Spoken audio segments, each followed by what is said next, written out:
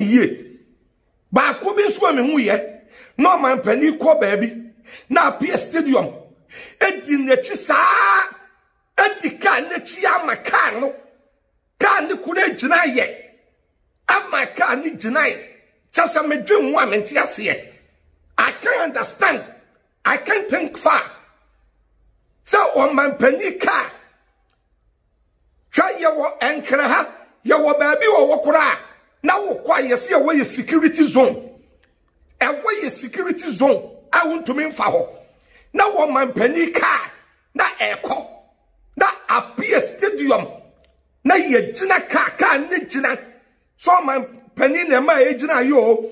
Sa driver ni ejina yo. Say security for any bina ejina e ma car ejina I don't know a security threat. You see ye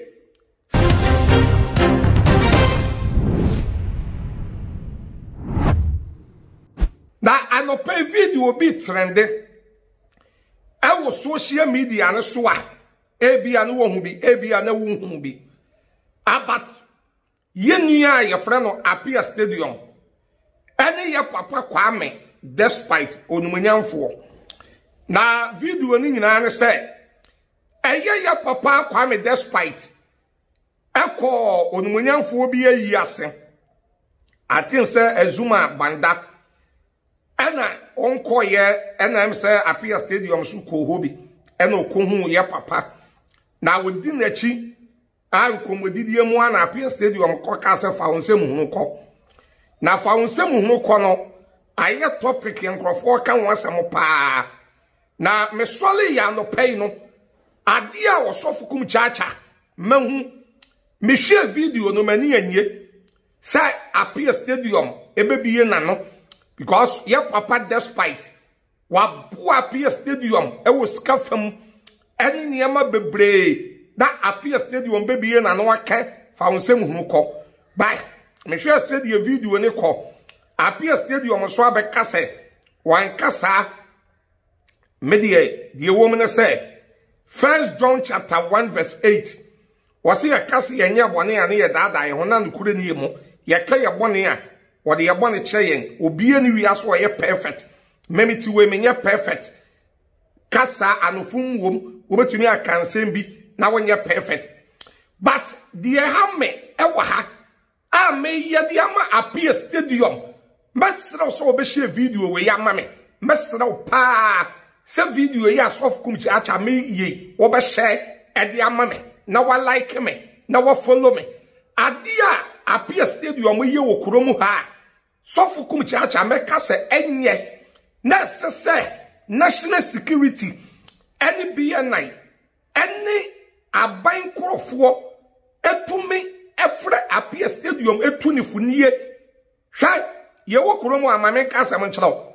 ya papa John Mahama menini ti say makwa ni nchen ya mekọ ofie makwa ni nchen ya mekọ Jubilee House by adie ba ko aya na eyi ni se re wo betumi ni obi ye di agoro ahyase sabe fa chame ye nu monyamfo ose tutu asantenhene awate kokko so nana pio obi ene nana ne ko school enkrofo bebre ene nana asantenhene ne ko school but ene ni position na woduwo no untumi nkasa woni asantenhene ene ko school eti no o kasa wo bedwamu a wona ne baba akodi agobone o kasa wo beko ne nchen e wo bedwam na waye niema bia ensem fatatie adia menua Apia Stadium eye no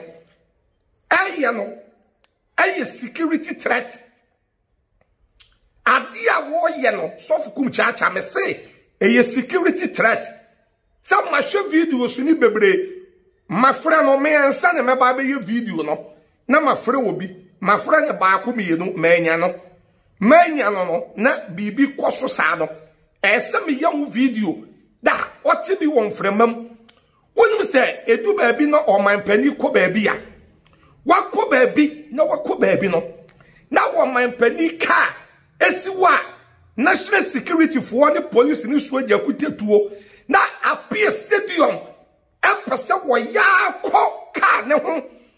Wo ya chi ko ka ne ho. Ba ko bi ya me hu ye kora na ka ni tu aka ni ko. Wo di ka ne chi sa. E di ka ne chi. Sha eye security threat. Ewiase otamfo peso onya wa de fa de wo ben wo so de wo ben wo pa a woni ni yikuros wo de fa de so nipa fiefo so ene ye na tamfo abo bi beka wa ya na friwa wo ntomam pa cho tie muntie ni ye ba ko bi so me hu ye no man pani ko ba bi na PS stadium edi na chi saa edika na chi amaka no ka ni kure gina ye amaka ni gina ye chasa me dwen wa menti ase I can't understand. I can't think far.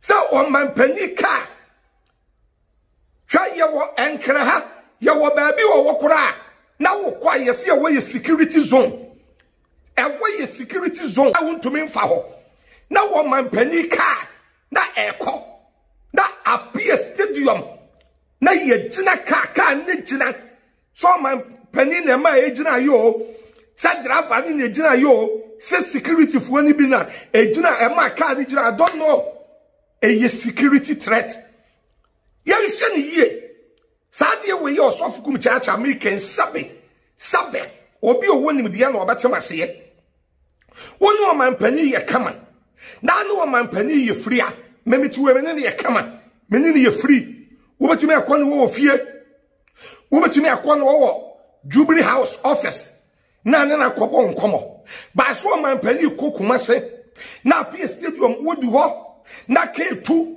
na wodi akire okota korade na wodu ho na K2 na wodi akire enkana ha na wofri kumase yaba na K2 na wodi akire kofodia oko na K2 na wodi mo hwe ne yie mo me yentie ne yie pa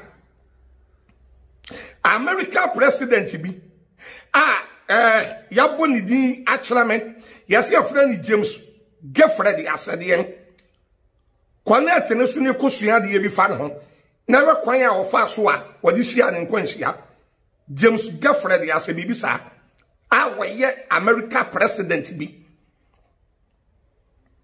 shan ya wade bi owa yankan wasam ebaboa et menua appear stadium sabi o sabi sawo ko ba bia bi sawo ya ahohyehe na wo de sabi wo yusu wadwen na no de mini problem sabi ewiase no obi amfatu ankokoro no bo na sabi o obi amfatu ankowrobo no no so di wo nyansa bi no yusu na dwen na nkrofo brese no chenade I don't have problem about that. Yes, and no the MSOFCUM chacha. I don't have problem about that. But the problem is babia on my penny nambia oko. That K2 and now the chile now sakano na soja fujina ho police fujina ho BN9 fujina ho national security fujina ho na abamu penny fujina ho no musheni ye. Sadia we say a too totally bad. So for kum chacha and I make catch them. Say be a knife for money mojuma. That's national security for money mojuma. That's soldier for the process for na. Ya Mogadi president money mojuma. May catch them on that. Sadia appear stadium moyen a security threat. Mushe ye.